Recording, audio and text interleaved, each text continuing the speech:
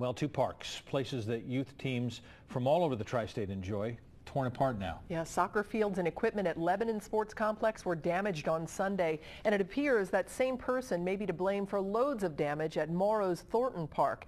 That complex was built and is run by volunteers. Local 12's Larry Davis joins us now live with a look at what happened, and he also has some breaking news concerning the case. Right, Larry? That's right, Cammie. This is Thornton Park in Morrow, and check out the goalpost behind us here. Imagine being a referee trying to figure out whether a kick is good or the kick is wide to the left. And I've just learned that a 19-year-old man has confessed to the crimes, and he will be arrested in connection with all this vandalism. I say it's just a shame. And it does make us really mad. STACEY BECKER says it's not just the little Miami youth football and cheer parents who are mad, so are the kids.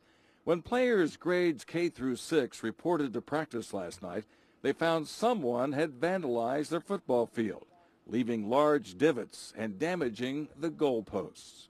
It looks like they just kind of did donuts around the goalpost, and we don't know if they intentionally tried to pull the goalpost down or if they hit it. You try to just think what somebody gets out of doing something like this to a youth football field, right? Tommy SEAY is one of the coaches in the program, which relies on donations and volunteers.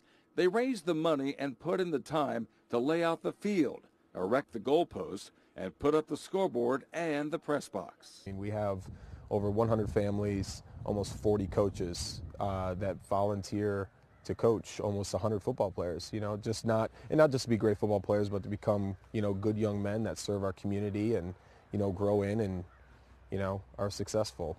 There is work to be done, but fortunately the home season ended last weekend. Fortunately, we actually are in playoffs now, but we do not have to host the playoff this weekend, because if we did, we would have to we would have to cancel it, because there's no way we could have somebody come here and play on this field. Hopefully we get a couple wins, we end up in the Super Bowl and bring home some hardware. And Cammie, once the playoffs are over, this will be priority number one, getting this field restored, getting the grass put down, and getting some new goalposts here.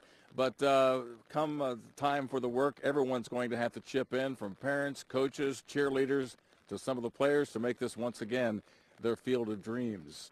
Live in Morrow, Larry Davis, Local 12 News. Cammie, back to you. And Larry, I know you said that police are looking to arrest a 19-year-old. Have they said anything about motive? I mean, did this guy have some kind of axe to grind with someone?